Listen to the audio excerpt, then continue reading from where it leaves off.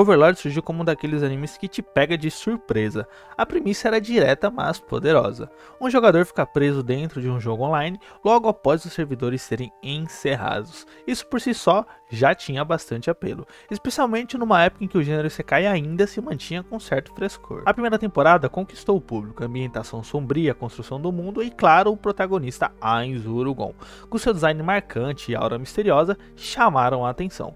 O anime conseguiu equilibrar bem o desconhecido do novo mundo com a sensação do poder absoluto do personagem principal.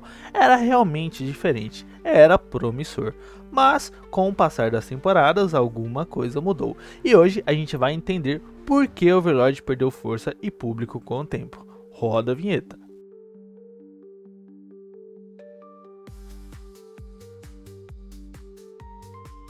Ainzuro Gon não era um herói tradicional, ele era frio, calculista e age como uma entidade divina. Isso somado, claro, ao seu visual imponente, a sua atmosfera bem sombria da tumba de Nazarick.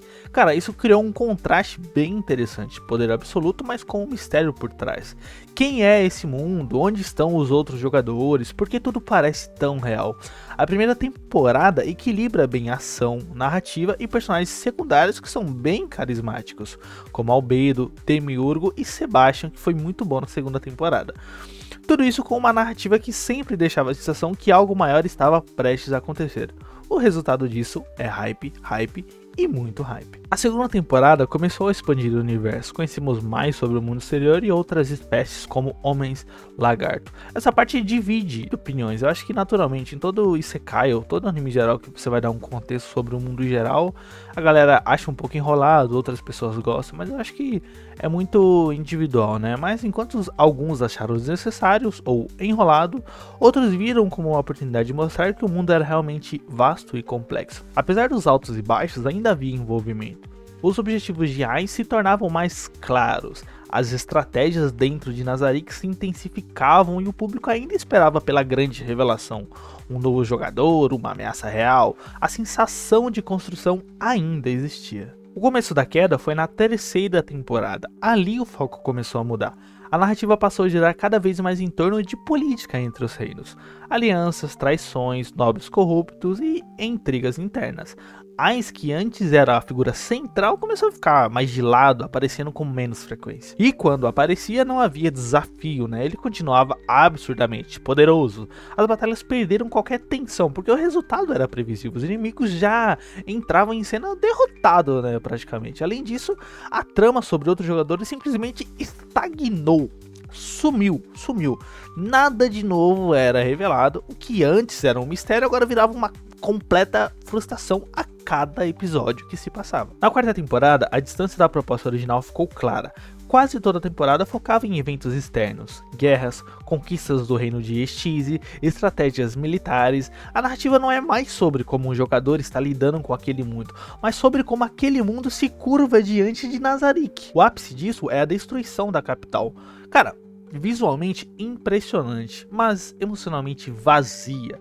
O impacto não vem da emoção e sim da escala. A escala sozinha não sustenta uma boa história. De que adianta cenas visualmente incríveis com motivos bobos, vazios ou superficiais? Não adianta de nada. E mesmo assim, Overlord nunca deixou de ter personagens marcantes como a Albedo, que por exemplo é um ícone por si só, com sua lealdade exagerada, comportamento instável, o Demiurgo também, que é frio, que é genial, o Sebastian, que é nobre e respeitado, o Coquitos, que tem honra, e até personagens humanos como o Gazef conquistaram o público. Eu acho que o Gazef foi um dos grandes apelos dali, né?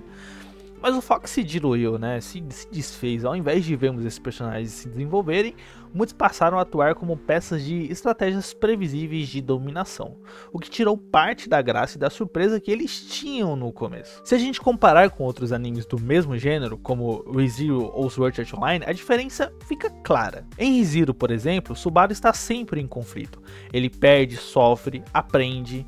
Em São, mesmo com críticas, Kirito enfrenta desafios com consequências, a tensão, a risco. E Overlord ainda não muda, ele não sofre, ele não enfrenta dilemas internos, não encontra ninguém que desafie de verdade. Isso acho que mata o dinamismo da história, o enredo se torna plano. Sei lá, tipo, fica grande, né? A saga fica grande, mas plano. No fim das contas, Overlord começou com uma proposta empolgante, mas foi se perdendo, né? O que era uma jornada misteriosa e cheia de potencial se transformou numa crônica de dominação previsível, né? Que isso é muito triste, né?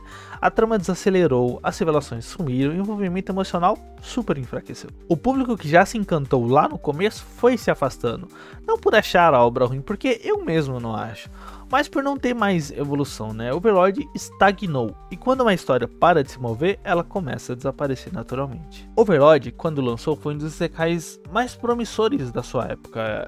A premissa cativa, os personagens cativam, a história avança, mas essa parada de estagnar no tempo realmente faz com que o anime, tipo assim, tenha seu potencial totalmente jogado fora. Eu sou um grande amante de Overlord. Eu gosto mais de Overlord do que outros isekais famosos, como o próprio Swan ou ReZero. Mas infelizmente tive que fazer esse vídeo para falar que Overlord morreu, estagnou, parou. Porque de fato foi isso que aconteceu. O público foi embora, a galera que gostava mais deixou de acompanhar e o anime ficou maçante, mais vazio. Tem 4 temporadas, mas depois da terceira nada é como foi, né? Mas se você curtiu essa análise e quer mais conteúdos assim, né, já deixa o like aí, se inscreve no canal e claro, ativa o sininho para não perder os próximos vídeos.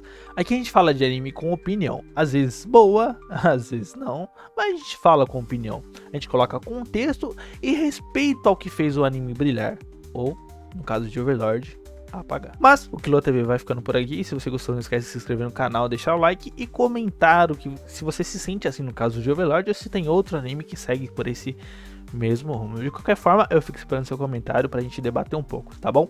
Um beijão do Kilo TV e até o próximo vídeo. Fui!